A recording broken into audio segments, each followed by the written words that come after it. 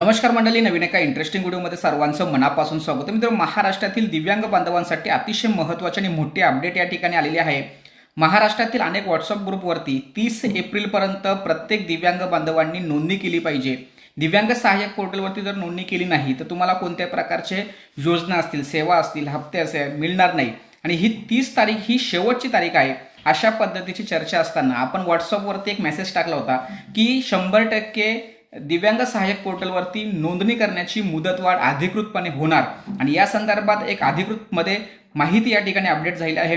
तुम्हाला या ठिकाणी बघा लाईव्ह अपडेट तुम्हाला या ठिकाणी दिसत असेल. आणि लाईव्ह अपडेटमध्ये बघा या ठिकाणी स्पष्टपणे सांगितले की नागरिक नोंदणीसाठी, बघा नागरिक म्हणजे दिव्यांग, नागरिक नोंदणीसाठी कोणतीही अंतिम तारीख लागू नाहीये.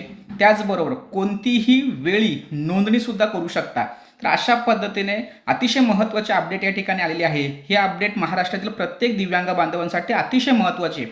कारण अनेक दिव्यांग बांधवांची कागदपत्रांच्या अपूर्ततेमुळे किंवा सर्व्हर प्रॉब्लेममुळे किंवा इंटरनेट सुविधा किंवा काही दिव्यांग बांधवांकडे मोबाईल नाही आहे, तर अशा लाभार्थ्यांची नोंदणी झालेली नाही आहे. तर त्यांची नोंदणी होणं गरजेचं आहे. यासाठी कोणत्याही प्रकारची अंतिम मुदत किंवा अंतिम तारीख नाही.